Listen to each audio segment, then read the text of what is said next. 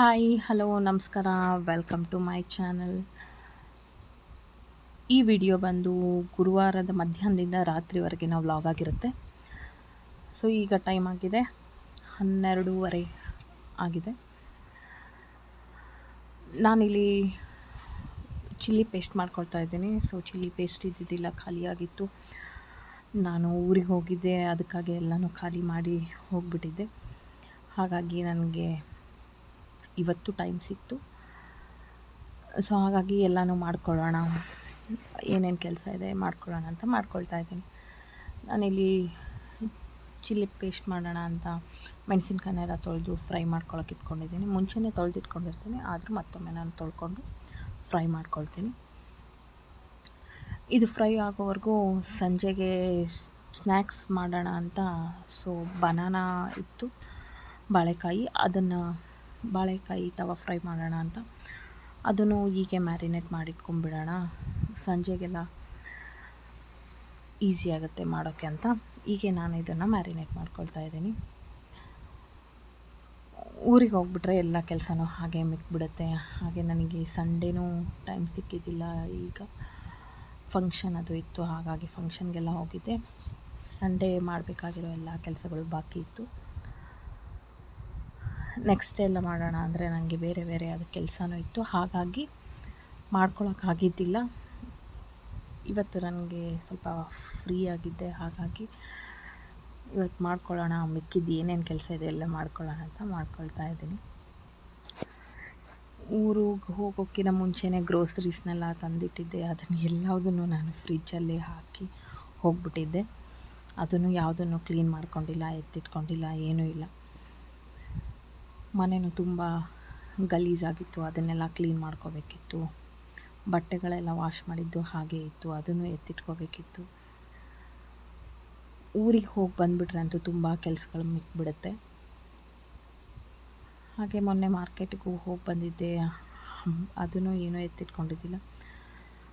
So ಈಗ ಒಂದು ಸ್ವಲ್ಪ ಮೆಣಸಿನ್ಕಾಯಿನೂ ತಂದಿಟ್ಕೊಂಡಿದ್ದೆ, ಅದನ್ನು ಸ್ವಲ್ಪ ತೊಳೆದು ಅದನ್ನೊಂದು ಸ್ವಲ್ಪ ಡ್ರೈ ಆದಮೇಲೆ ಅದ್ರ ತುಂಬನ್ನೆಲ್ಲ ತಕ್ಕೊಂಡು ಫ್ರಿಜ್ಜಲ್ಲಿ ಸ್ಟೋರ್ ಮಾಡಿಡೋಣ ಅಂತ ಅದನ್ನು ತೊಳೆದಿಟ್ಕೊಳ್ತಾ ಇದ್ದೀನಿ. ಮನೇಲಿ ಸ್ವಲ್ಪ ಫ್ರೀ ಇದ್ರೂ ನಮಗೆ ಟೈಮ್ ಅನ್ನೋದೇ ಸಿಗಲ್ಲ. ನಂತರ ಬೆಳ್ಳುಳ್ಳಿನೂ ಖಾಲಿಯಾಗಿತ್ತು, ಹಾಗಾಗಿ ಬೆಳ್ಳುಳ್ಳಿನೂ ಕ್ಲೀನ್ ಮಾಡ್ಕೋಬೇಕಿತ್ತು.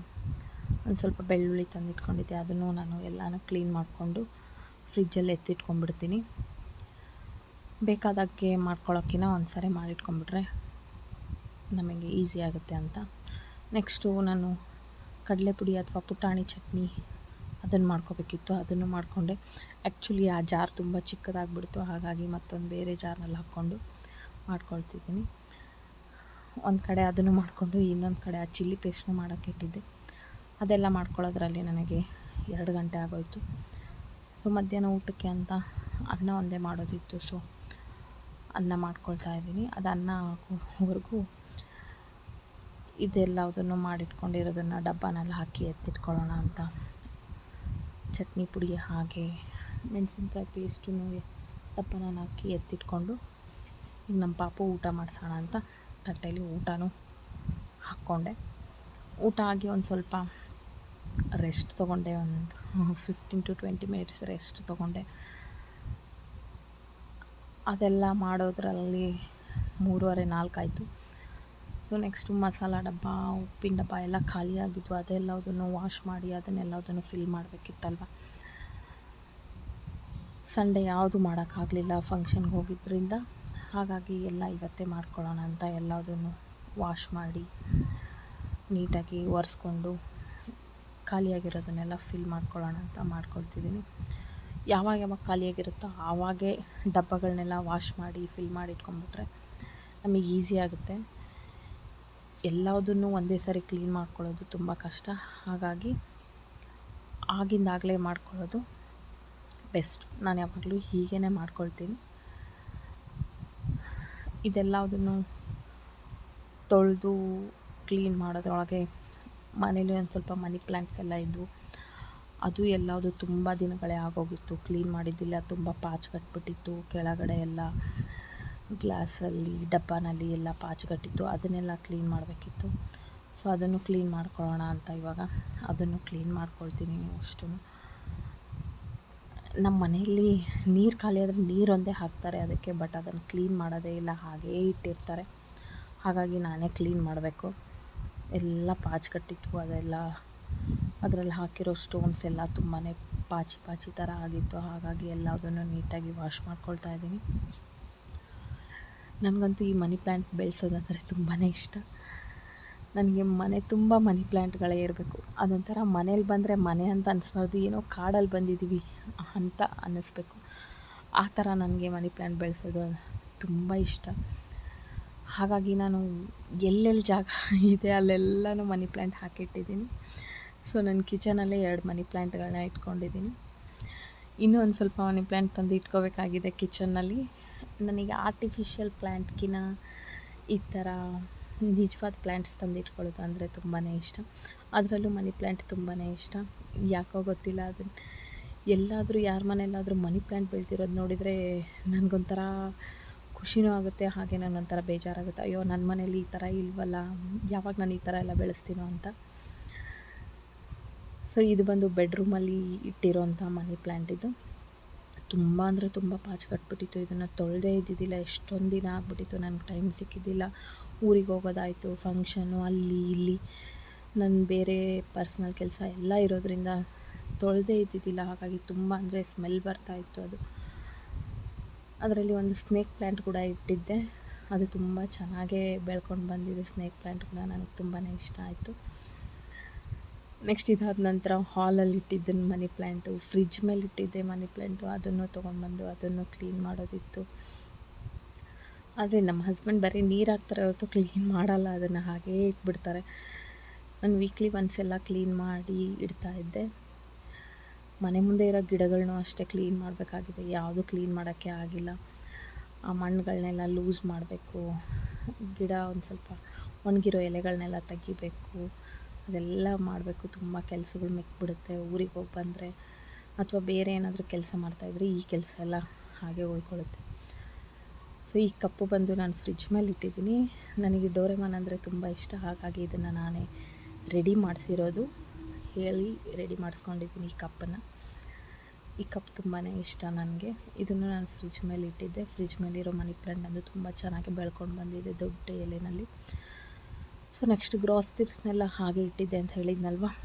ಈಗ ಬೆಲ್ಲನೂ ಖಾಲಿಯಾಗಕ್ಕೆ ಬಂದಿತ್ತು, ಅದನ್ನು ಪೌಡ್ರ್ ಮಾಡಿ ಇಟ್ಕೋಬೇಕಿತ್ತು. ಹಾಗಾಗಿ ಬೆಲ್ಲನ ತಗೊಂಡೆ. ನಂತರ ಈ ವಾಶ್ ಮಾಡಿರೋಂಥ ಡಬ್ಬಗಳನ್ನೆಲ್ಲ ಒಣಗ್ಸೋಕ್ಕೆ ಬಿಸಿಲಿಲ್ಲ, ಸಂಜೆ ಆಗೋಯ್ತು. ಆಗಲೇ 5:30 ಆಗಿತ್ತು ನಾನು ಇಷ್ಟೆಲ್ಲ ಮಾಡೋದ್ರಲ್ಲಿ. ಅದಕ್ಕಾಗಿ ಇದನ್ನು ನೀಟಾಗಿ ಒಂದು ಬಟ್ಟೆನಲ್ಲಿ ಒರೆಸ್ಕೊಂಡು ಇದನ್ನು ಫಿಲ್ ಮಾಡ್ಕೊಳ್ತೀನಿ. ಒಂದು ಕಡೆ ಟೀನೂ ಮಾಡೋಕ್ಕಿಟ್ಟಿದ್ದೆ, ನಮ್ಮ ಹಸ್ಬೆಂಡು ಬಂದರು, ಹಾಗಾಗಿ ಟೀ ಮಾಡ್ಕೊಳ್ಳೋಣ ಅಂತ ಟೀಗೆ ಇಟ್ಕೊಂಡಿದ್ದೆ.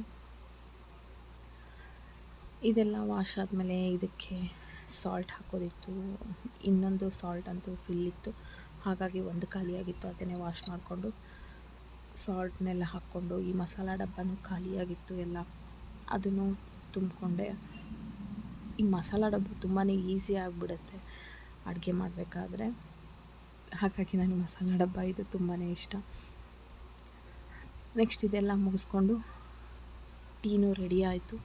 ಟೀನೂ ಮಾಡಿಕೊಂಡು ಹಾಗೆ ನಾನು ಬನಾನಾ ಫ್ರೈ ಮಾಡ್ಕೊಳ್ಳೋಣ ಅಂತ ಮ್ಯಾರಿನೇಟ್ ಮಾಡಿಟ್ಟಿದ್ದೆ, ಅದನ್ನು ರೆಡಿ ಮಾಡಿಕೊಂಡೆ. ಅದರ ರೆಸಿಪಿ ಬೇಕಿದ್ದರೆ ನನ್ನ ಚಾನಲಲ್ಲಿದೆ, ನೀವು ಹೋಗಿ ಅಲ್ಲಿ ನೋಡ್ಕೋಬೋದು.